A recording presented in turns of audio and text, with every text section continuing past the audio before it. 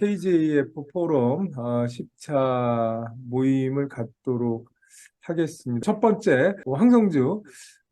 이 황성주 교수님은 정말 이 분야의 정말 대가입니다. 참 모시기 어려운 분인데 오늘 귀한 자리 마련한 것 같고 오늘 황성주 교수님이 아주 특별하고 아주 좋은 발표 해주실 걸로 기대하고 이제 발표를 부탁드리도록 하겠습니다. 이볼빙 AI라는 그러니까 자가진화하는 인공지능 거기에 대해서 제가 좀 얘기를 할 거고요.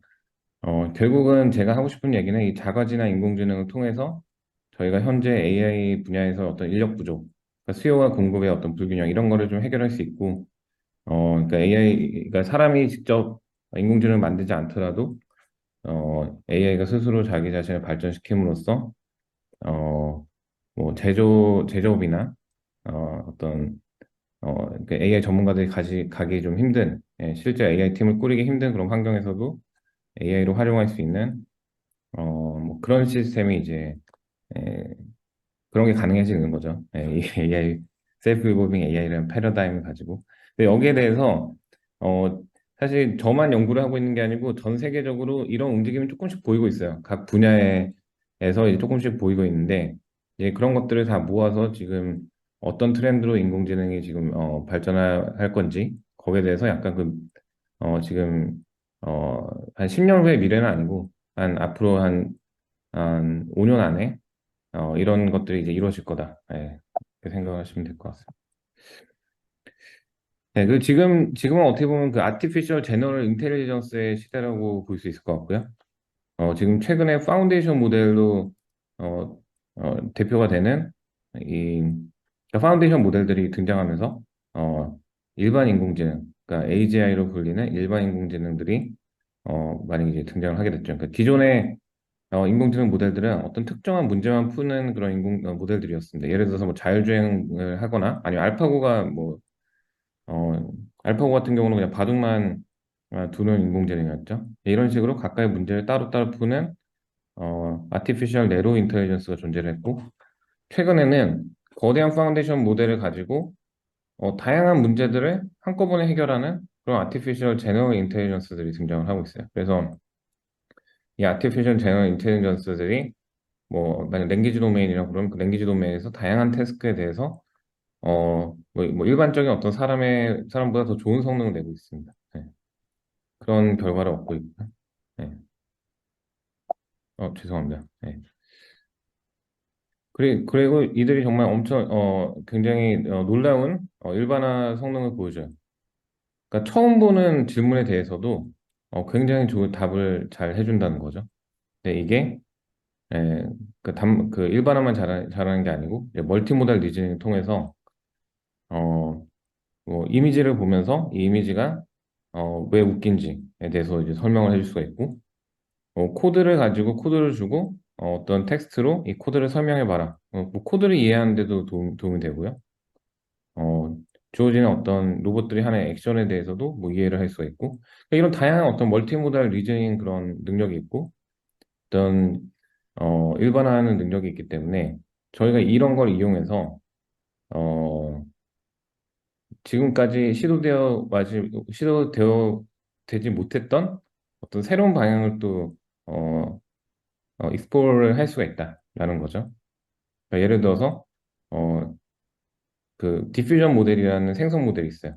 이제 지금 생성형 모델 중 이미지나 뭐 아니면 음성이나 뭐 비디오 생성 모델 중에서 제일 좋은 성능 내는 모델이 다 디퓨전 모델 기반인데 어, 근데 이 디퓨전 모델이 좀 느려요. 네. 그럼 그 디퓨전 모델을 어떻게 임프로브를 할 수 있냐?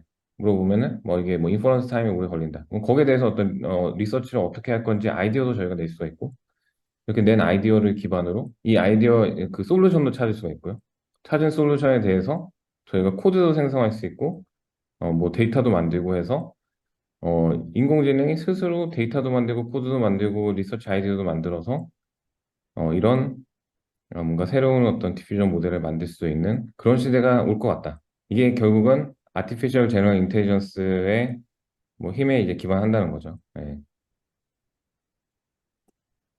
그리고 왜 이런 시스템이 필요하냐면 지금 현재 이 굉장히 놀라운 성능을 내는 인공지능 모델들이 아직도 사람이라는 바틀넥 때문에 빠르게 발전하지 못하고 있어요. 결국은 인공지능 모델에 대해서 새로운 어떤 모델을 어떤 리서치적으로 이걸 개선하기 위해서는 양질의 리서처가 필요하고, 그리고 이걸 구현하고 인공지능 시스템을 구현하고 뭔가 실험을 돌리기 위해서는 엔지니어와 디벨로퍼들이 필요합니다. 그리고 이 모델을 실제로 구동하기 위해서는 플랫폼 엔지니어들이 필요해요. 그래서 이런 다양한 전문가들이 많이 필요하고, 또 이 외에도 뭔가 데이터를 레이블링하는 인력도 필요하고, 이제 많은 인력들이 필요하죠. 그래서 AI 관련된 어떤 수요가 굉장히 지금 많이 발생을 하고 있고, 그런데 문제는 AI 전문가들이 공급이 너무 적다는 거죠. 예. 그렇기 때문에 AI 전문가들의 몸값이 천정부지로 올라가고 있다.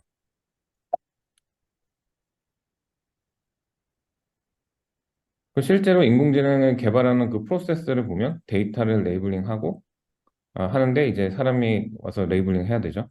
그리고 어, 어떤 새로운 모델을 만들고자 하면 결국은 AI 리서처들이 새로운 아이디어를 내고 그 중에서 뭔가 어떤 게 잘 되더라 이걸 확인을 해야 돼요. 예.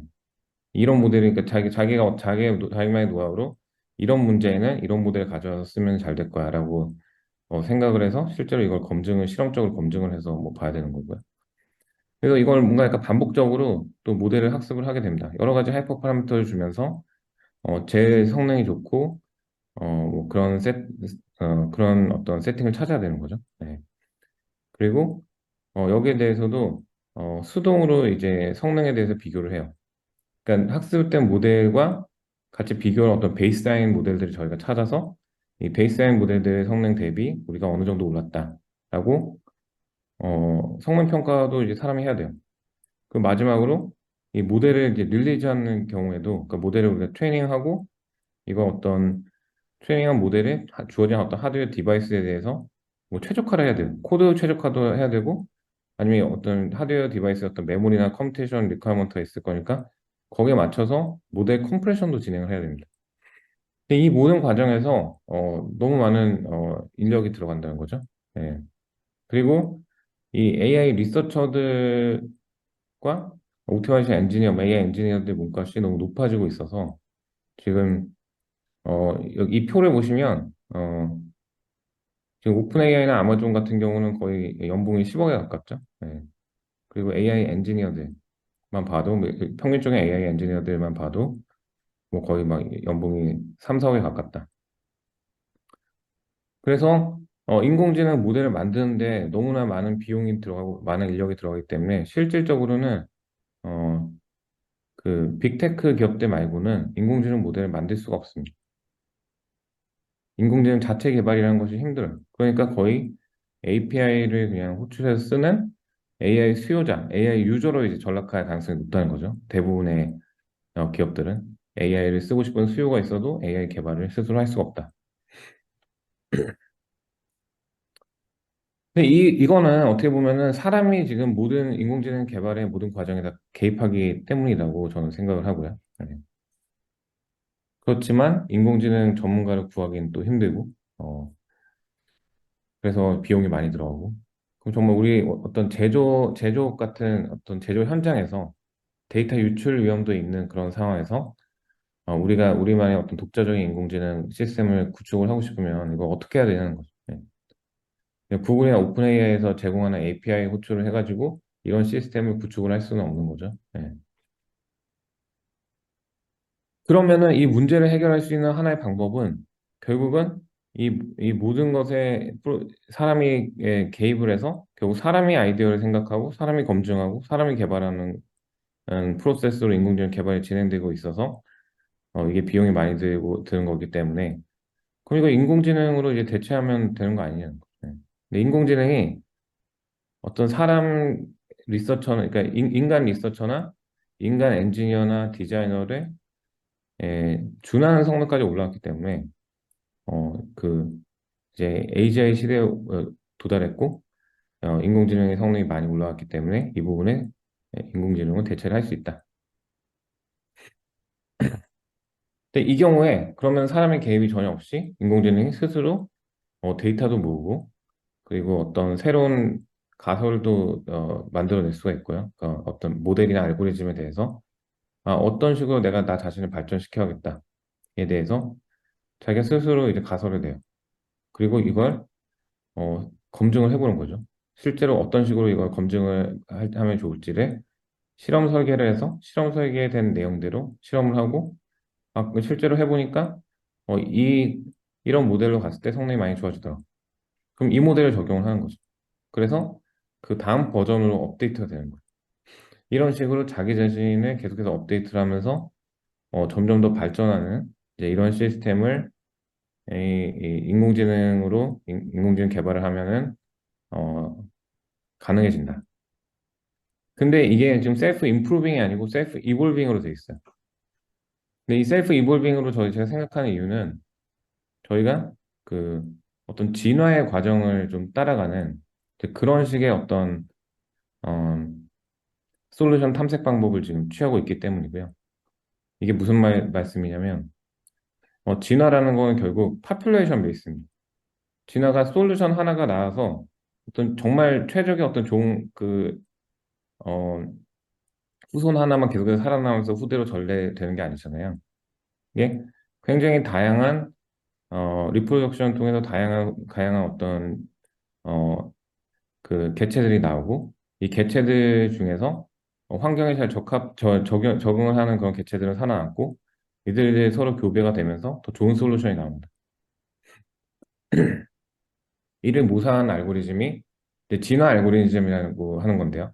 이 진화 알고리즘이라는 게 결국은 이니셜 파퓰레이션에서부터 시작해서 그러니까 저희가 많은 어떤 파퓰레이션을 만들어요. 그래서 많은 솔루션을 만들어 놓고 이 중에서 어떤 게 좋고 어떤 게 나쁜지를 저희가 평가할 수 있는 피트니스 펑션을 사용해서 피트니스 이밸루에이션 합니다. 그래서 이 중에서 적합하다라고 생각하는 것들을 캔디데이트 고르고 이 캔디데이트 간에 솔루션을 이제 교배를 시켜요. 예, 이걸 뭐 서로 솔루션들을 이제 뭐 교배를 시켜서 크로스오버를 시켜서 두 솔루션의 뭐 어떤 컴바인된 결과가 이제 나오게 되는 거죠. 그리고 추가적으로 뮤테이션 시켜서 솔루션의 뭐 일정 부분을 수정을 합니다. 랜덤하게. 이런 식으로 점점 더 새로운 어떤 파퓰레이션들이 나오고 이 파퓰레이션들이 어, 저희가 주어진 환경에 이제 아니 이 피트니스에 맞는 그런 솔루션들이 점점 더 나오게 되는 거죠. 네. 이렇게 발전하는 그 알고리즘이 에볼루션의 알고리즘입니다. 여기서 중요한 부분은 피트니스 펑션이라는 게 있어서 좋은지 안 좋은지를 평가해 준다는 거고 이 크로스오버랑 뮤테이션이라는 방법을 통해서 익스플로레이션을 이제 효과적으로 한다는 거예요. 이 솔루션 스페이스에 다 찾지 않고 이 좋은 솔루션들의 어떤 조합에서 어떤 새로운 솔루션 찾는 그런 방법이라는 거죠. 그래서 저희가 그러면 이 셀프 이볼빙 AI 시스템을 어떻게 만들 수 있냐? 이게 제 생각에는 제너티브 AI와 오토ML이 합쳐짐으로써 가능해진다는 거죠. 그러니까 이 제너티브 AI라는 거는 정말 제너티브 AI 성능이 굉장히 많이 올라왔기 때문에 저희가 리서치 아이디어에 대한 것도 AI가 스스로 생각해낼 수가 있고 알고리즘도 만들 수 있고 그리고 이 인공지능 모델 그 자체 그러니까 아키텍처와 웨이트 그러니까 뉴럴 네트워크도 이제 생성할 수 있다는 거죠. 근데 주어진 데이터나 여러 가지 이제 리서치 아이디어 이런 것들 가지고 학습을 한 모델이 이 모든 것들을 스스로 생성하고 생성한 것에 대해서 이제 자동으로 실험하고 검증하는 부분이 필요하겠죠. 그러니까 이 제너티브 AI는 리서처의 역할을 하는 부분이에요. 그러니까 리서처가 어떤 새로운 어떤 솔루션을 찾듯이 새로운 걸 이제 만들어냅니다. 이 OtoML은 결국은 이거 이렇게 나온 걸 가지고 저희가 실험적으로 검증하는 부분이에요. 근데 실험적으로 검증할 때 이제 신경 써야 될 것들이 많이 있는 거죠. 여기에 뭐 하이퍼 파라미터 옵티마이제이션도 해야 되고 실제로 뭐 다양한 베이스라인들과 비교도 해야 되고 뭐 이런 여러 가지 부분들이 있는데 그러니까 이건 어떻게 보면 인공지능 엔지니어의 역할을 하는 부분이죠. 이 부분들이 같이 합쳐져서 반복적으로 수행이 되게 되면 제너티브 AI로 새로운 어떤 솔루션을 내고 그걸 오토ML로 검증하고 이런 식으로 점점 어, 발전이 된다는 거죠. 그 이때 하나의 솔루션만 내지 않고 여러 가지 솔루션을 만든 다음에 이 솔루션들 간에 어떤 어, 교배나 아니면은 뮤테이션을 통해서 더 좋은 솔루션을 이제 익스플로를 할 수 있다는 거죠. 그러니까 제너티브 AI 지금 협회니까 이 제너티브 AI에 대해서 내용은 전부 다 아실 걸로 생각을 하고 뭐 그냥 대충 설명드리자면 이건 결국 최근에 어떤 트랜스포머 기반의 그리고 파운데이션 모델 기반의 굉장히 큰 데이터 학습돼 있는 이 제너티브 AI 모델들이 정말 좋은 성능을 낸다는 거죠. 네. 이게 어떤 기술적인 어떤 진보도 있었고요. 디퓨전 같은 기술적인 진보도 있었고, 데이터 양이 많아진 것도 있었고, 아키텍처 트랜스포머라는 굉장히 유연한 아키텍처가 등장한 것도 그렇고, 이 모든 어떤 환경에다 갖춰져서 지금 제너티브 AI 시대가 됐어요. 네. 그 AutoML은 그 새로운 어떤 주어진 어떤 문제에 대해서 최적의 모델을 스스로 찾는 그런 기술이라고 보시면 돼요. 네. 근데 기존에는 어떤 매뉴얼한 디자인 프로세스를 통해서 사람이 자기 노하우를 기반으로 어떤 모델이 성능이 좋을 거야, 어떤 하이퍼 파라미터 세팅이 좋을 거야를 몇 개를 이제 실험을 하고 이게 아니었네, 뭐 이게 아니 이렇게 수정을 해봐야겠다 이런 식으로 트라이얼 앤 에러를 통해서 발전을 시키는 그런 방법이었어요. 이 어떤 매뉴얼한 디자인 프로세스를 통해서 인공지능 모델이 개발이 됐다면 AutoML은 이 부분에서 아키텍처를 찾는 부분 그리고 뭐 하이퍼 파라미터 옵티마이제이션 하는 부분에 결국 인공지능을 통해서 자동화하자 이제 이런 어떤 그런 패러다임이라고 보시면 되고 그러니까 그러니까 가장 크게는 어쨌든 뉴럴 아키텍처 서치와 하이퍼 파라미터 옵티마이제이션 뉴럴 아키텍처 서치는 결국 이제 인공지능 모델의 그 구조가 되는 거고요. 이 최적 구조를 찾아서 어떤 게 가장 성능이 좋을지 주어진 뭐 어, 어떤 하드웨어 디바이스에서 우리가 원하는 속도를 내면서 애큐러시를 극대화하기 위해서는 어, 어떤 구조를 가져야 된다. 이런 것들을 이제 찾는 거죠. 네, 자동으로. 그 하이퍼 파라미터 옵티마이제이션은 저희가 뭐 예를 들어서 이렇게 찾은 모델을 학습을 할 때 뭐 러닝 레이트나 아니면은 옵티마이저나 뭐 드랍아웃 레이트 같은 여러 가지 하이퍼 파라미터들이 존재하고 이들을 결국 엔지니어들이 수동으로 셋업을 해야 되는데 이걸 완전 자동화해서 어, 학습을 시키는 뭐 그런 방법이라고 보시면 됩니다. 그래서 이 제너티브 AI와 오토ML이 합쳐짐으로써 스스로가 새로운 솔루션을 제시를 하고 그 어떤 새로운 가설과 그 가설에 대한 어떤 어, 검증을 이제 AutoML도 하는 그러니까 제너티브 AI로 가설을 생성하고 AutoML로 검증하는 거를 반복하는 그런 프레임워크가 나오는 거죠. 그 셀프 리볼빙 AI가 결국 AI 리서처의 그 AI 디벨롭먼트 워크플로우를 그대로 따라간다고 보시면 되는데 먼저 저희가 이 언어 모델이 다양한 논문들을 보게 만들어요. 그 다양한 논문들을 가지고 어 그러니까 결국 이제 인간 리서처가 이런 과정을 통해서 인공지능 개발한다는 거죠. 그 다양한 논문을 보고 논문을 보면서 아직 풀리지 않은 문제들이 이런 게 있구나. 그리고 우리가 주어진 어떤 현업의 문제를 풀기 위해서는 이런 부분이 고쳐져야 되는구나. 그러니까 탑다운으로 문제 베이스로 프로블럼 베이스로 갈 수 있고요. 아니면 바텀업으로 페이퍼들 보면서 이게 이런 기술들이 없으니까 만들어야겠다. 이런 식으로 접근을 할 수 있어요. 전자는 보통 인더스트리에서 많이 하고 후자는 뭐 아카데미아에서 하죠. 어떤 목적성이 없는 그런 연구는. 그래서 이런 식으로 문제를 찾아내고요. 그 문제에 대한 어떤 가설을 생각을 해내고 거기 그 문제를 어떻게 푸는 그 솔루션에 대해서 저희가 가설을 만들고 이걸 뭐 실험적으로 검증을 하거나 아니면은 이론적으로 베리파이를 저스티피케이션 하겠죠. 그래서 이게 잘 안 되는 경우에는 다시 뭔가 새로운 또 솔루션 찾아보고 다시 돌아가고 이렇게 하다가 이게 결국은 이게 성공적인 성능을 높일 수 있는 그런 방법이다라고 되면 그런 결론이 나오면 이걸 적용을 해서 어, 인공지능 모델이 발전이 되고 페이퍼가 되는 거죠. 그러면서 그 다음 이제 사람들이 이거 똑같이 보고 따라하는 거고요. 근데 이 과정을 인공지능 셀프 이볼빙 AI가 다 모사하게 만들겠다. 근데 여기에 하나가 더 추가돼요. 데이터 콜렉션까지도 저희가 추가됩니다. 그 셀프 이볼빙 그러니까 이런 걸 하기 위해서는 데이터 콜렉션이 필요해요. 그래서 셀프 이볼빙 AI가 하는 거는 결국 하는 이 스텝들이 처음에 이제 데이터 콜렉션부터 시작을 하는 거예요. 그래서 다양한 모델, 다양한 페이퍼, 다양한 코드, 다양한 데이터들을 먼저 모아요. 네. 이렇게 모은 모델을 가지고 결국 제너티브 모델을 학습을 시키는 거죠. 제너티브 AI를 학습을 시켜서 이 제너티브 AI가 데이터도 생성할 수 있고, 알고리즘도 생성할 수 있고, 리서치 아이디어도 생성할 수 있고, 뉴럴 네트워크 모델도 생성할 수 있는. 근데 이렇게 그냥 생성을 했을 때, 어, 기존의 어떤 생성형 인공지능들은 뭔가를 컨디션을 줬을 때 거기서 생성만 하면 됐어요. 근데 저희는 그 생성된 결과 자체가 어느 정도의 성능 향상에 도움이 되는지를 뭔가 이벨리에이션 하는 장치가 필요합니다. 그래서 이 이벨리에이션 하는 스텝이 들어가야 돼요. 아무거나 그냥 생성하면 안 되고, 이 중에서 양질의 어떤 데이터, 양질의 알고리즘, 양질의 어떤 리서치 아이디어를 걸러낼 수 있는 그런 장치가 필요합니다.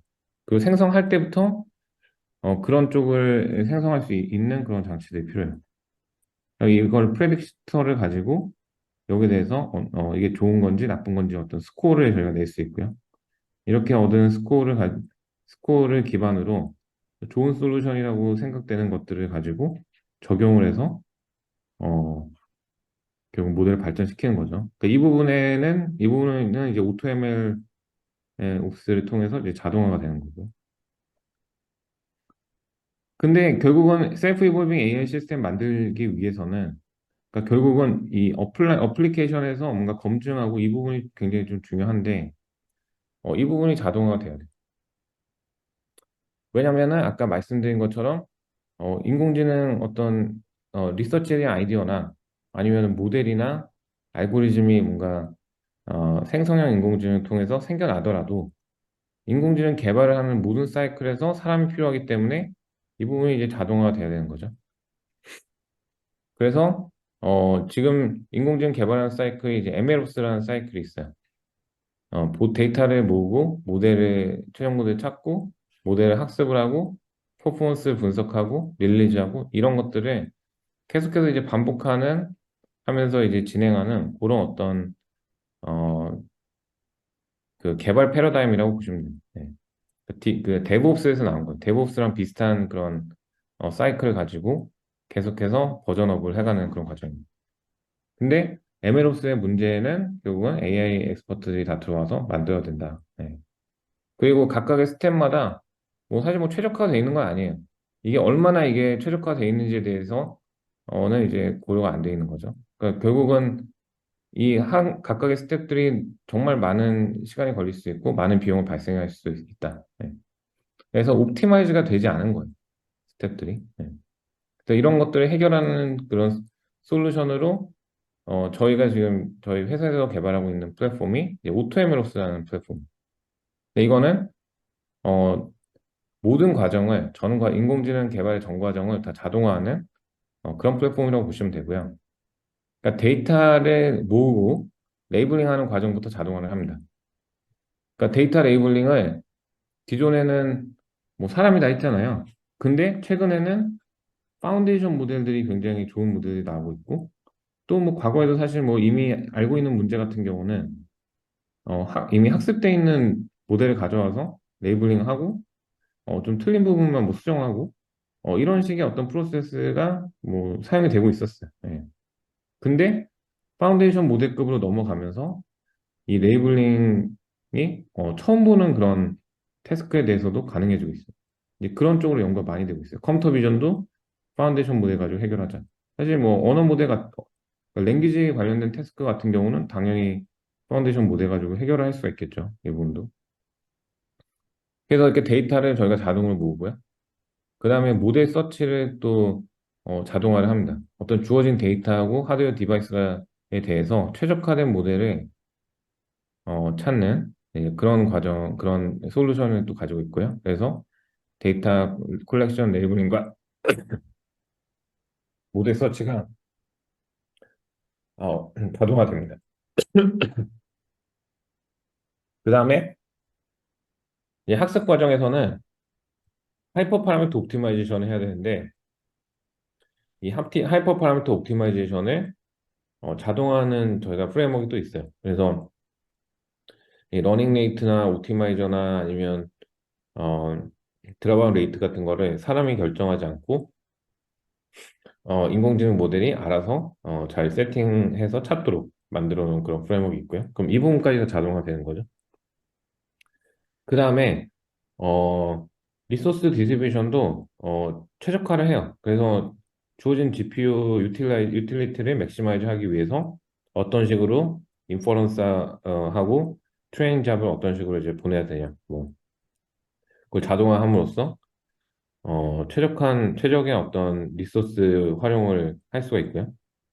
그 다음에 자동으로 퍼포먼스를 저희가 평가를 해서 이 모델이 다른 모델들과 대비 어느 정도 성능이 높은 모델이다. 그걸 이제 보여주는 거죠. 사실 그게 없다면 인공지능 모델을 이제 만들고도 이게 얼마나 잘하는지 알기가 힘든데, 그래서 결국 사람들이 베이스라인을 잘 찾아가지고 비교를 하고 그런 건데, 이걸 자동화 해주겠다는 거죠. 네, 이것도 자동화되고 있고. 그리고 그 다음에는 주어진 하드웨어 디바이스에 대해서 이게 최적화된 형태로 나가야 됩니다. 코드 레벨 최적화도 돼야 되지만, 주어진 모델이 어떤 크기 자체도 줄어야 되는 경우가 많이 있어요. 또 메모리 리퀘어먼트가 있을 수 있고, 이런 모바일 디바이스나 뭐 엣지 디바이스에서는 어, 결국은 이제 메모리나 컴퓨팅 리소스가 굉장히 부족하기 때문에 여기 맞는 모델이 나와야 된다는 거고, 그걸 이제 자동으로 프로닝과 퀀타이제이션과 난리 디스플레이션 통해서 이런 컴프레스된 모델을 얻습니다.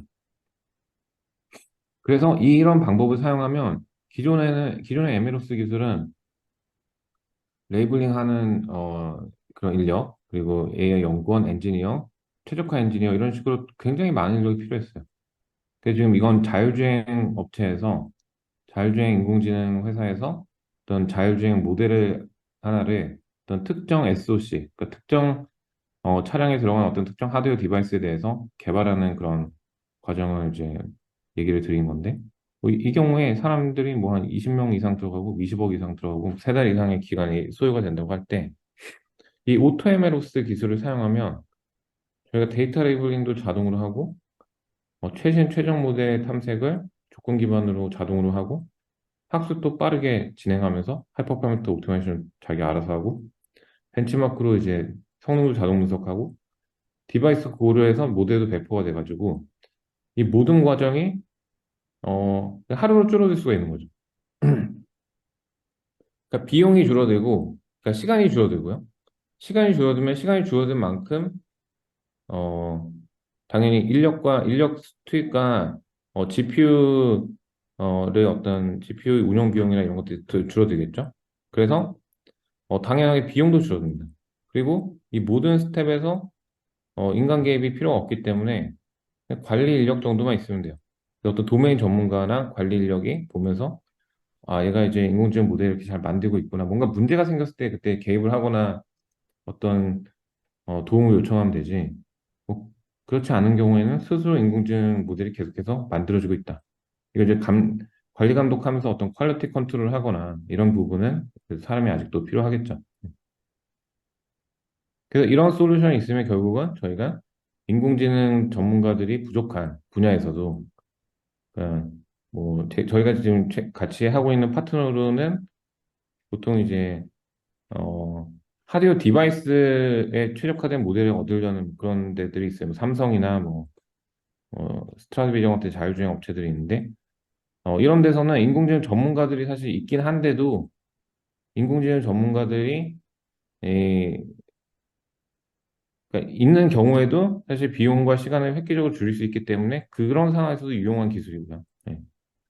또 지금 제일기획과 하고 있는 어떤 프로젝트가 있는데, 거기는 아예 인공지능 전문가가 부재한 거죠. 인공지능 전문가 부재한 경우에도 이런 프레임워크를 통해서 인공지능 개발을 하게 된다면, 어, 결국 이제 도메인 전문가들은 자기가 잘하는 그 문제 정의나 문제를 어떻게 풀지, 뭐 거기에 집중할 수 있는 거고요. 리서처는 리서치에 집중하고 엔지니어링에 집중하지 않아도 되는 거고. 그냥 너무, 어떻게 보면 이거 그 인공지능 개발을 도와주는 그런 플랫폼이라고 볼 수가 있고요. 근데 지금 단계에서는 도와주는 정도지만 이게 결국은 생성형 AI와 결합이 되면 어, 스스로 인공지능 리서치 아이디어를 내고 인공지능 모델을 만들고 스스로가 스스로 발전시키는 그런 자가진화 인공지능 시대를 열 수가 있다. 이런 것들이 다 가능해지는 것이 이런 어떤 효율성이 어디서 오냐면 저희가 메타러닝을 사용해요. 메타러닝이라는 어떤 러닝 패러다임을 이용하는데 간단하게 설명드리자면 저희가 굉장히 다양한 데이터셋과 다양한 하드웨어 디바이스에 대해서 최종 모델, 그러니까 어떤 식으로 최종 모델을 찾을 수 있는지 그런 프레임워크를 만들어 놨어요. 그러니까 데이터셋이 달라지고 하드웨어 디바이스가 달라져도 최종 모델을 찾을 수가 있는 거죠. 아주 적은 데이터를 가지고.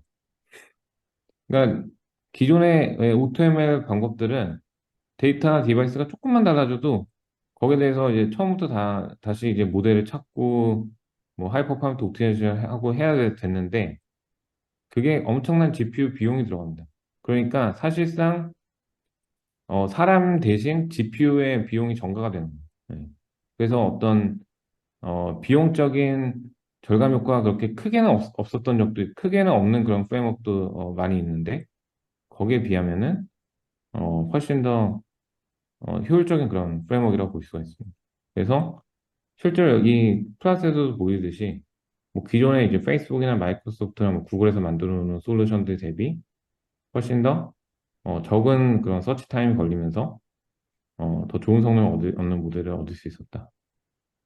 그 지금 저희가 지금까지 설명했던 오토에메러스 플랫폼이라는 거는 저희 이제 디보토 AI라는 회사에서 만들고 있는 솔루션이고요.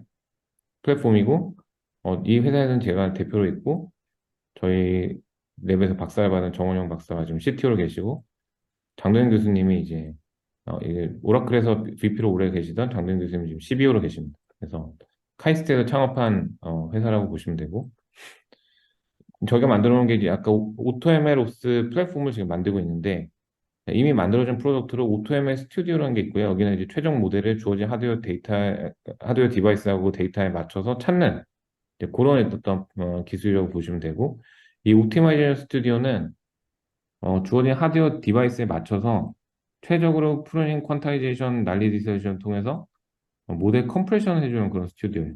이런 두 가지 솔루션을 저희가 가지고 있습니다. 그 지금 뭐 삼성 스트라디비전 제1기획과 같이 과제를 진행을 하고 있고요. 프로젝트를 진행하고 있고요. 그래서 어, 지금부터는 이제 굉장히 짧게 그냥 설명드리겠습니다. 저희가 지금 연구 개발하고 있는 게 앞에서는 최종 뉴럴 네트워크를 찾는 거였어요. 근데 저는 지금부터는 생성형 모델을 통해서 이 서치 스페이스를 찾는 게 아니고 그냥 뉴럴 네트워크를 생성할 수 있는 그런 모델을 만들려고 합니다.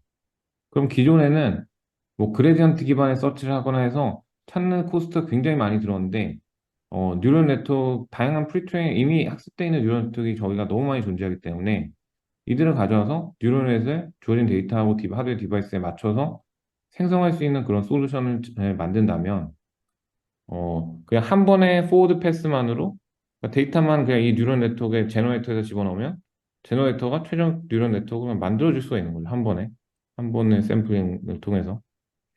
그러니까 이건 그레디언트 기반으로 저희가 최종 모델을 찾는 게 아니고 샘플링 기반으로 찾는 거예요. 훨씬 더 이제 코스트가 줄어들게 되는 거고. 또 저희가 보지 못한 그런 그러니까 이 아키텍처들도 생성을 할 수가 있어요. 완전 새로운 아키텍처를 생성할 수 있다는 새로운 모델을 생성할 수 있다는 장점도 있고. 근데 이 뉴럴 네트워크 생성한다는 건 결국은 뉴럴 네트워크 구조를 생성하는 부분이 있고, 그러니까 뉴럴 네트워크 어떤 구조를 가져갈 거냐, 이게 뭐 레지넷 기반으로 가져갈 거냐, 트랜스포머 모델을 만들 거냐, 어떤 구조를 만드는 부분이 있고요. 또 각각의 이제 그 레이어마다 채널 개수는 어떻게 할 거냐, 뭐 이런 것도 있죠. 그리고 이렇게 생성된 구조의 웨이트들을 결국 또 저희가 생성을 해야지 어, 뉴럴넷을 하는 모델이라고 볼 수 있겠죠. 그래서 아키텍처를 먼저 생성하고 생성한 아키텍처에 해당하는 각각의 이제 뉴럴 네트워크 웨이트들의 웨이트 제너레이션 모델 가지고 생성하는 이런 식의 어떤 투 스테이지 프레임워크를 통해서 뉴럴 네트워크를 생성하는 기술을 저희가 지금 연구 개발하고 있습니다. 그래서 이제 뉴럴 아키텍처 서치가 이제 과거의 패러다임이었다면 지금 저희가 지금 가고 있는 그 러닝 패러다임 뉴럴 아키텍처 제너레이션 통해서 아키텍처를 생성하는. 근데 그 뉴럴 네트워크 아키텍처는 두 가지로 표현할 수 있는데 하나는 이제 그래프로 표현할 수가 있고요. 두 번째는 코드로 표현할 수가 있어요. 지금 저희가 두 디렉션 다 이제 계속 연구 개발하고 있는데 일단은 그래프 기반 모델들이 페이퍼들이 다 나와 있고요. 그래서 저희가 개발한 어떤 디퓨전 기반의 뉴럴 네트워크 아키텍처를 생성하는 그런 프레임워크를 사용했더니 주어지는 데이터하고 디바이스에 대해서 훨씬 더 좋은 성능을 내는 모델들을 많이 만들 수 있었다. 이게 지금 그 오른쪽에 있는 플랫의 결과고요. 보여주고 있는 결과고요. 그리고 이렇게 아키텍처를 생성하고 나서는 제가 뉴럴 네트워크 웨이트 제너레이션 모델을 통해서 뉴럴 네트워크를 생성할 수가 있어요. 근데 이건 약간 어떤 식으로 생성하는 거냐면 지금 스테이블 디퓨전 같은 생성형 인공지능 모델처럼 웨이트를 정말 이미지처럼 생성하는 거예요. 웨이트는 뭐 3D 텐서긴 한데 이걸 거의 똑같은 방법으로 레이튼 디퓨전 모델을 가지고 생성을 하는 겁니다. 근데 이때 중요한 거는 주어진 컨디션을 만족시키느냐에 대해서 저희가 평가를 하는 장치가 필요한 거죠. 근데 이 주어진 컨디션이라는 게 성능이 될 수 있고요. 이 성능을 만족시키도록 우리가 뉴럴 네트워크를 만들어야 되는데, 근데 뉴럴 네트워크의 성능을 평가하기 위해서는 결국은 이걸 돌려봐야지 알잖아요. 근데 그걸 학습을 하면서 뉴럴 네트워크를 평가하면서 저희가 학습할 수 없기 때문에 그 퍼포먼스 프레딕션 모델을 사용해서 이렇게 생성된 뉴럴 네트워크의 성능이 어느 정도가 되는지를 예측할 수 있는 모델을 사용을 합니다. 네. 이렇게 학습해놓고 처음 본 데이터셋이나 디바이스가 들어오면 거기에 맞춰서 뉴럴 네트워크 웨이트를 새로 생성할 수 있는 거죠. 근데 이렇게 저희가 뉴럴 네트워크를 만약에 만들고 뭐 데이터 뭐 리서치 아이디어까지 다 만들었다고 하더라도 밸리데이션이 없으면은 내 성능이 계속 디그레데이션이 일어날 수가 있어요. 그래서 그냥 와 뉴럴 네트워크 생성했으니까 이걸 가져가 쓰자가 아니고 이 모델의 성능이 어느 정도가 되는지에 대해서 정확하게 우리 이밸류에이션하고 성능에 도움이 되는 뉴럴 네트워크만 가져와서 이제 사용을 해야 된다는 거죠. 이게 퍼포먼스만 이제 줄어드는 게 아니고 성능 자체는 올라도 뭐 바이어스는 증폭이 될 수 있어요. 예를 들어서 어, 어, 쿠킹하는 어떤 그런 장면을 만들어놔. 이게 뭐 요리하는 장면 만들어라고 할 때 항상 뭐 백인 여성이 뭐 요리하는 그런 장면이 나온다든가 이제 이런 바이어스가 증폭되는 문제가 일어날 수 있기 때문에 결국은 이밸류에이션과 베리피케이션 과정이 필요한 거죠. 이밸류에이션은 이제 성능을 보는 거고요. 베리피케이션은 우리가 주어진 스펙에 맞춰서 만들어지고 있는지를 보는 거죠. 이 두 가지가 필요하다. 그래서 이걸 하기 위해서 저희가 스코어 펑션이라는 거를 이용해서 실제로 검증을 하지 성능을 검증을 하지 못하는 상황에서도 그러니까 뉴럴 네트워크 아키텍처를 우리가 만들었는데 이 아키텍처에 대해서 다 실험을 돌려가지고 검증을 하는 게 아니고 이 스코어 펑션 하나를 학습을 시킴으로써 이렇게 얻은 솔루션이 얼마나 좋은지 그걸 평가하게 만드는 거죠. 이제 이런 프레딕터를 저희가 학습한 연구를 많이 했고요. 그래서 뉴럴 네트워크 주면 여기에 대해서 애큐러시가 어느 정도인지 나오고 레이텐시가 어느 정도인지 나오고 이 주어진 뉴럴 네트워크이 로버스니스가 어느 정도인지가 나옵니다. 이런 것도 이제 자동으로 이제 찾을 수 있는 어떤 스코어 펑션들을 많이 연구를 했고요. 추가적으로 지금 저희가 하고 있는 방향 중에 하나가 결국은 저희가 알고 있는 뉴럴 네트워크 아키텍처만 계속해서 생성을 한다면 기존에 있는 아키텍처와 거의 비슷한 아키텍처만 생성이 되거나 비슷한 구조나 아니면 비슷한 뉴럴 네트워크만 생성될 가능성이 높겠죠. 근데 이 생성형 모델의 그러니까 그게 어떻게 보면 한계예요. 프로바빌리스틱 제너티브 모델은 주어진 디스트리뷰션을 잘 모사하는 게 목표이기 때문에 트레이닝 데이터 디스트리뷰션과 거의 비슷한 그런 모델을 만들려고 하는 거죠. 근데 사실상 이 디스트리뷰션을 벗어났을 때 더 좋은 솔루션이 있을 수 있는 거죠. 근데 이걸 저희가 드럭 디스커버리 도메인에서 먼저 검증을 했는데 그 주어진 디스트리뷰션 밖에서 샘플을 생성하면서도 주어진 프로퍼티는 잘 만족시키겠어요. 그러니까 샘플 밖에 트레이닝 디스트리뷰션 밖에서 그냥 생성하면 가비지가 나올 수 있기 때문에 트레이닝 데이터 디스트리뷰션보다 밖에서 생성하지만 주어진 프로퍼티는 만족시켜라 라고 하고 학습을 시켰더니 트레이닝 데이터에서 있는 분자보다도 더 좋은 어떤 시장 물질을 찾을 수가 있었던 거죠. 이런 아웃 오브 디스트리뷰션 제너레이션 가지고. 똑같은 아이디어를 저희가 뉴럴 네트워크 생성에도 적용할 수가 있고 뉴럴 네트워크 생성에서 마이크로 토폴로지라고 결국은 뉴럴 아키텍처들의 어떤 뭐 구조를 쓸 건지 뭐 그래서 어텐션 대신 뭔가 쿼드레틱 어텐션 대신 리니어 어텐션 쓰자. 그냥 기존 컨볼루션 대신 뭐 세퍼러블 컨볼루션을 쓰자. 근데 이런 어떤 새로운 구조에 대해서 저희가 만들어야 되는 거고요. 예. 이런 새로운 구조를 저희가 발견할 수 있고 어떤 전반적인 구조를 저희가 매크로 레벨에서 어떤 블락 레벨에서의 구조를 완전 새로운 어떤 구조를 만들어낼 수 있겠죠. 예.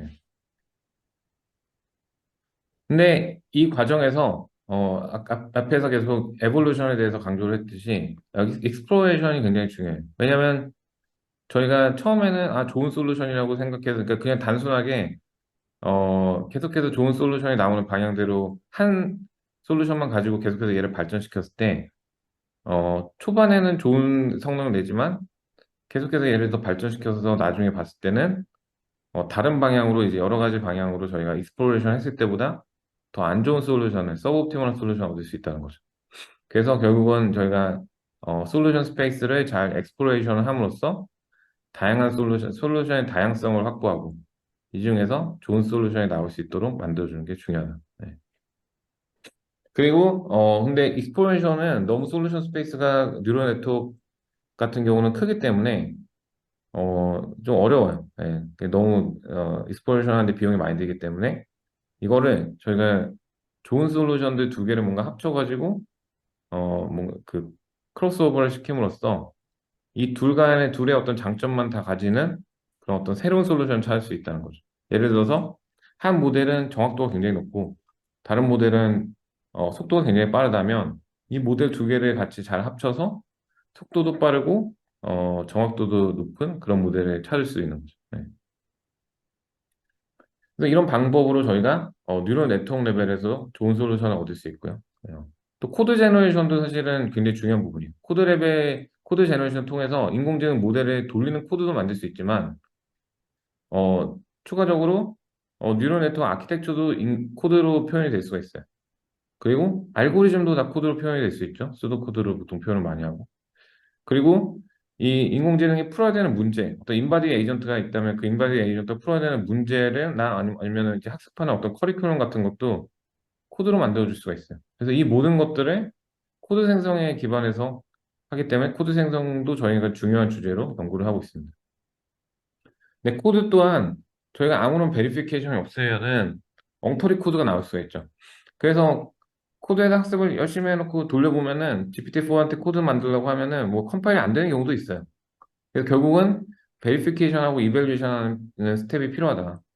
그래서 기존에 나와 있는 방법들은 뭐 코드티 같은 경우는 주어진 생성되는 코드에 대해서 다양한 테스트 케이스를 만들어요. 그래서 다양한 테스트 케이스에 대해서 항상 똑같이 만약에 솔루션들이 계속해서 생성이 된다면 이거는 어그리된 솔루션이다. 이 테스트 케이스에 대해서 똑같이 항상 답이 나온다면 이 컨시스턴시를 가지고 이건 맞다고 보는 거죠. 예, 그라운드 트루스 데이터가 존재하지 않지만 이게 어떤 게 맞는 답인지에 대해서 정답이 존재하지 않지만은 얼마나 똑같은 일관된 그런 답이 나오는지를 보고 저희가 이밸류에이션을 하는 거예요. 네, 그래서 이제 코드에 베리피케이션 하고요. 알파 코드 같은 경우는 컴피티티브 프로그래밍에 사용되는 거기 때문에 얘가 실제로 나온 코드의 그 성능 평가를 할 수가 있고 이렇게 평가한 성능을 가지고 다시 피드백을 줘서 더 좋은 성능의 코드를 생성할 수 있도록 합니다. 네. 이런 방식으로 어떤 이밸류에이션에서 코드가 컴파일이 되는지 그리고 주어진 스펙에 맞는 문제를 풀고 있는지 그 성능 자체가 좋은지 이런 것들을 평가해서 더 좋은 코드가 생성될 수 있게 만드는 거죠. 그리고 어떤 RL 에이전트 같은 경우에는 여기 저희가 코드 제너레이션 통해서 어, 새로운 어떤 행동을 하게 만들 수가 있어요. 이건 마인크래프트 인바이러먼트에서 지금 모델을 학습하는 그런 걸 보여드리는 건데, 그러니까 마인크래프트 인바이러먼트가 있고 여기서 이 인바이러먼트 어떻게 탐험하고 어떻게 문제를 풀지를 GPT-4를 가지고 리즈닝 하게 만듭니다. 커먼 센스 리즈닝 하게 만들어요.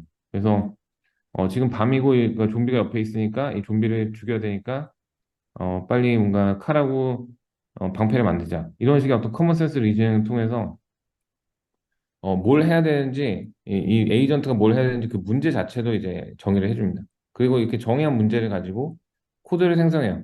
그 코드 생성해서 코드를 가지고 적용해서 실제로 액션을 취하는 거죠. 예. 근데 만약에 이렇게 생성된 코드가 뭐 네, 실행 자체가 안 된다 그럼 이제 그 리워드를 적게 주는 거고 마이너스 주는 거고 그래서 이런 식으로 해서 코드를 생성해서 새로운 스킬을 획득을 할 수 있게 만들어. 그리고 새로운 일을 할 수 있는 거죠. 이 에이전트가. 점점 이게 새로운 어떤 할 수 있는 스킬들을 자동으로 발견하는 그런 것들을 이제 보여주는 거고요. 오른쪽에 있는 플랫이. 네. 이런 것도 가능하다. 그리고 코드 기반 가지고 알고리즘 생성도 가능합니다. 알파 텐서 같은 그런 알고리즘은 기존에 존재하는 매트릭스 연산보다 그러니까 스트라스 스퀘어 알고리즘이라는 그 매트릭스 연산이 좀 제일 빠른 걸로 알려져 있었는데 이것보다 더 빠른 매트릭스 연산하는 알고리즘을 발견했어요. 이제 뭐 아래 기반으로 저희가 잘 찾아가지고 어, 이 알고리즘 생성을 했더니 실제로 매트릭스 연산 더 빠르게 하는 것들이 나오더라고요.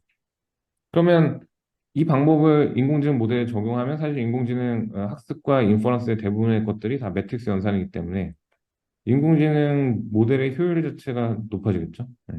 속도 자체가 빨라지고. 그 사실 프롬프트 같은 경우는 이미 프롬프트 엔지니어링 같은 경우는 라지 랭귀지 모델 가지고 알아서 프롬프트 만들어서 사람보다 더 좋은 프롬프트를 만들 수가 있어요. 대부분의 일들은 인공지능이 스스로 해결이 가능하다. 프롬프트 엔지니어링까지도 인공지능이 대체할 수 있다. 그리고 리서치 자체도 인공지능이 더 잘할 수 있다라고 생각하는 거죠, 저는. 왜냐면 저희가 아무리 연구를 열심히 해도 결국 이제 AI 연구만 계속 해왔던 사람이기 때문에 넓은 뷰를 가지기 힘들어요. 뭐 어떤 경제학이나 아니면은 뭐 물리학에서 있는 새로운 아이디어를 가져와서 인공지능에 적용한다. 이건 그쪽에 백그라운드가 있는 사람이 가능한 거지. 그쪽에 전문가들이 가능한 거지. 저희는 할 수 없는. 어떤 수학적인 어, 어떤 수학적인 인사이트를 가져와서 인공지능 모델을 만드는 것도 사실 수학을 굉장히 잘해야지 가능한 거죠. 네.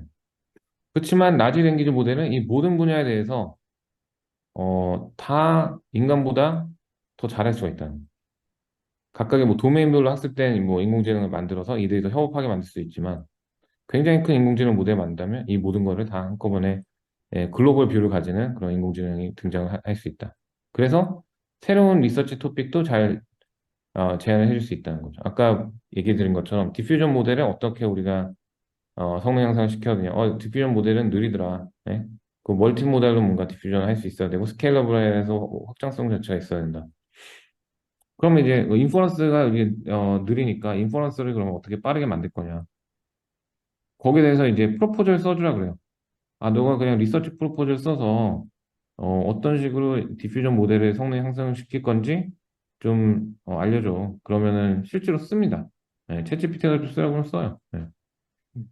그럼 이제 이렇게 프로포즈를 쓰고 쓴 프로포즈에 대해서 저희가 검증도 할 수 있어요. 이게 제대로 된 프로포즈인지 아닌지를 다른 또 챗GPT를 가지고 프롬프트를 줌으로써 너는 이게 여기 어떤 로지컬 플로우가 있는지 한번 좀 확인해 봐라. 그 로지컬 플로우가 있는지를 자기가 자동으로 검증을 해서 그거 이터러티브하게 검증하고 다시 쓰고 검증하고 다시 쓰고 이런 식으로 점점 더 리파인을 해가지고 프로포절 레벨에서부터 굉장히 좀 스펙이 명확하고 떤 식으로 솔루션을 찾아서 어떤 식으로 이 문제를 해결하는지가 다 나오는 방법론이 나오는 그런 프로포즈를 쓸 수가 있어요. 실제로 저희 랩에서 이런 연구를 하고 있습니다. 네. 그래서 그러면은 이걸 이렇게 얻은 생성된 인공지능 그러니까 연구 아이디어는 결국은 코드 제너레이션 모델에 보내짐으로써 코드 생성을 통해서 실제 실험하는 코드로 전환이 될 수가 있겠죠. 그럼 그 실험하는 코드는 아까 오토MLOps 플랫폼을 통해서 자동으로 실험을 돌리고 검증을 하고 그러면 이제 사람의 어떤 개입이 연구 단계에서부터 필요가 없어지는 거죠. 그리고 셀프 이볼빙 AI 시스템이 어떻게 보면 데이터가 계속해서 들어오는 것 때문에 자기 자신을 발전시켜야 되는 그런 경우도 많이 있습니다. 네. 그러니까 AI 시스템이 계속 업데이트돼야 되는, 그러니까 MLOps처럼 어떤 이터러티브한 과정을 통해서 업데이트돼야 되는 이유는 데이터가 계속해서 나오기 때문이란 거죠. 네. 우리가 계속해서 모델 자체를 임프로브 할 수 있지만 데이터가 픽스된 상황에서 실질적으로는 뭐 자율주행차 그러면 계속해서 주행 영상이 들어올 거고 언어 모델. 그럼 뭐 뉴스나 이런 것도 계속해서 들어오겠죠. 예, 계속해서 들어오는 데이터를 가지고 추가적으로 모델을 학습을 해야 되는데 이때 어떤 데이터를 가지고 학습을 할 건지 왜냐하면 이게 모든 데이터를 다 가져와서 학습을 한다고 해서 성능이 높아지는 게 아니기 때문에 이 중에서 도움이 되는 데이터들만 가지고 오는 이런 데이터 셀렉션하는 그런 알고리즘이 필요하고요. 그 다음에 어떤 저희가 이 중에서 어떤 거를 기억하고 어떤 거를 잊어버릴지 이런 것도 선택적으로 하는 그런 방법들이 필요합니다. 그래서 이런 쪽으로 연구를 저희가 계속 해왔고 또 자동으로 저희가 데이터를 콜렉션하고 레이블링을 해야 돼요. 그럼 데이터가 어떤 데이터를 가져와가지고 레이블링하고 학습을 하는 게 좋은지를 평가하는 액티브 러닝이 또 필요하고요. 그리고 여기에 대해서 자동으로 레이블링하는 과정이 필요한데 자동 레이블링이 요새는 파운데이션 모델 기반으로 많이 이루어지고 있습니다. 그래서 파운데이션 모델에 이미지 넣고 레이블 생성하는 그 과정을 그냥 인풋 이미지에 대해서 텍스트 나오는 그런 과정으로 만들어요.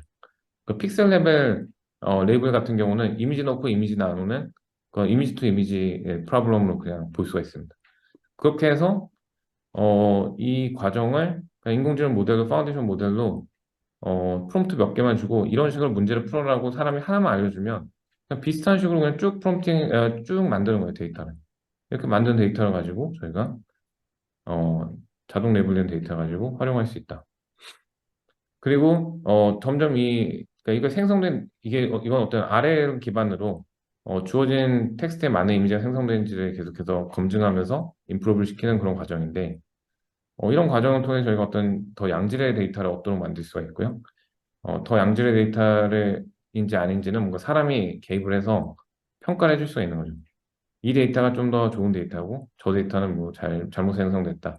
그럼 사람이 어떤 가이드를 받아서 더 좋은 데이터를 생성하게 만들어서 실제로 이제 모델 학습에 도움되는 데이터를 만들 수 있다. 그래서 라지 랭귀지 모델 같은 경우에는 실제로 생성된 데이터를 가지고 학습해서 자기 자신의 성능을 높이는 것들이 많이 있고요. 이게 그 예를 들어서 체인 오브 도트 리즈닝을 통해서 문제를 어떻게 풀지 스텝 바이 스텝을 알려주는 건데 이 부분을 스스로 만든 다음에 학습을 해서 문제를 좀 더 잘 풀게 되는 인공지능을 만들 수 있습니다. 그러니까 이미 셀프 임프루빙 인공지능들이 데이터 생성을 하는 측면에서는 있어요. 그러니까 여기는 모델과 알고리즘의 나머지 모든 건 다 고정이지만 데이터를 스스로 생성함으로써 자기 자신의 성능을 높이는 거죠. 네, 이런 것들이 존재한다는 거고. 네, 생성되는 데이터에 대해서 저희가 학습을 하는 경우에는 문제가 생깁니다. 점점 현실 세계에서부터 유리된 데이터가 생성되는 경우가 있어요. 그래서 생성된 데이터 가지고 계속해서 우리가 그 텍스트 이미지, 그러니까 아니 얼굴 생성 모델을 학습하다 보면 뭐 얼굴에 이런 아티팩트들이 생깁니다. 그 이유는 이게 생성된 데이터들이 기존에 우리 학습한 데이터들과 점점 어, 디스트리뷰션이 시프트가 생겨서 차이가 나기 때문에 그러니까 이런 과정을 결국은 사람의 피드백을 통해서 해결해야 된다는 거고. 네. 또 점점 이 생성된 데이터를 가지고 학습을 하다 보면 이 덴시티가 높은 데서만 샘플링이 돼요. 이런 데서는 사실 이게 보통 이제 롱테일 디스트리뷰션을 가지면 레어한 케이스에서 샘플링이 거의 안 됩니다. 네. 이러다 보면 바이어스가 점점 증폭이 돼요.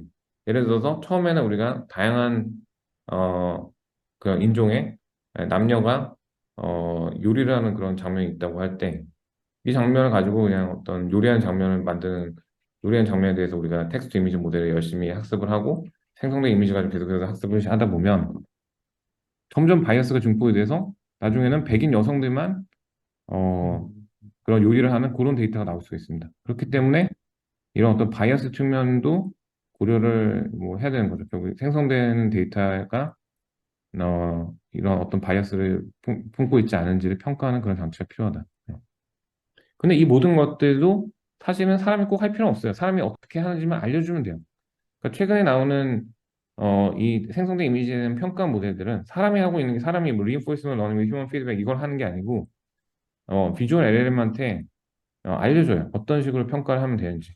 그래서 프롬프트를 한두 개 주고 이걸 생성된 이미지의 품질, 피델리티, 그 얼라이먼트, 주어진 텍스트에 대해서 맞는 이미지를 생성을 하고 있는지, 그리고 에스테틱스, 그러니까 이게 미관 이게 좀 예쁜 이미지를 만들고 있는지 이 세 가지를 가지고 네가 평가를 해가지고 이렇게 점수를 줘라라고 프롬프트를 주고 예시를 몇 개 주면 사람처럼 GPT-4가 평가를 해줘요. 네, 그래서 그, 총점 평가를 해주고 이제 이런 과정을 통해서 생성된 데이터를 비주얼 LLM이 평가하고 뭐 이런 식의 어떤 어, 평가를 기반으로 사람이 인공지능 모델에서 자기 스스로를 계속 발전시킨다면은 사람은 어떻게 보면은 그 자기 사람이 인투이션이 굉장히 좋기 때문에 인투이션을 가지고 모든 그런 솔루션 다 익스플로레이션 하지 않고 이 중에서 조금 더 말이 되는 솔루션들을 익스플로레이션 할 수 있도록 가이드를 줄 수가 있다는 거고요. 그리고 어떤 게 옳고 그름에 대해서 피드백을 줄 수가 있겠죠. 네, 그런 측면에서 계속해서 어, 사람의 그 롤은 필요하다는 거예요. 인공지능 모델을 발전시키는 데 있어서. 이런 어떤 사람이 개입한 에볼루션이 디렉티드 에볼루션이고요. 결국 우리가 원하는 대로 얘를 어떤 진화시키는 그런 개념이 이제 생물학에 이제 존재하는 그런 개념입니다. 근데 이거를 AI 시스템에 똑같이 적용해서 저희가 원하는 어떤 사람한테 도움이 되는 그런 인공지능을 만드는데 사용을 할 수 있다는 거고요. 그래서 이렇게 결국은 스스로가 스스로를 발전시키는 인공지능이 도래를 한다면 사람이 개입을 할 필요가 없기 때문에 굉장히 빠른 속도로 인공지능 모델의 발전이 이루어지겠죠.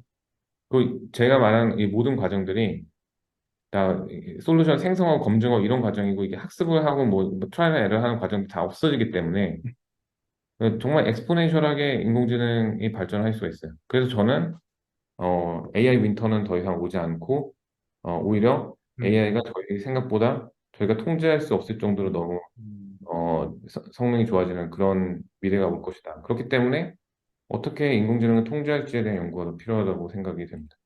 이건 이제 리더 연구라는 그런 과제로 저희가 하고 있는 거고요. 그래서 이거 잠깐만 그냥 설명을 드리고 싶은데 이게 되면 또 가능한 게 뭐냐면 인공지능을 통해서 저희가 제품 설계부터 공정 설계, 생산, 운영 모든 것들을 다 스스로 할 수가 있어요. 제가 아까 말씀드린 어떤 파운데이션 모델 기반으로 베리피케이션하고 제너티브 모델로 새로운 어떤 솔루션과 뭐 공정이나 이런 것들을 생성을 하고 그러니까 생성된 솔루션에 대한 검증과 생성과 이 모든 것들을 다 어떤 거대 모델로 할 수가 있고요. 이렇게 만들어 놓은 모델에 대해서 자동으로 이제 학습하고 뭐 디플로이하는 과정은 아까 설명드렸던 오토에머러스 플랫폼을 가지고 할 수가 있을 것 같습니다. 그래서 이런 것들이 가능해져서 결국은 저희가 생각하는 어떤 AI 윈터가 오지 않고 AI가 폭발적으로 성장할 가능성이 높고 여기서 잘 가이드를 해서 좋은 방향으로 발전하게 하는 것이 굉장히 중요할 것 같다. 라는 말씀입니다.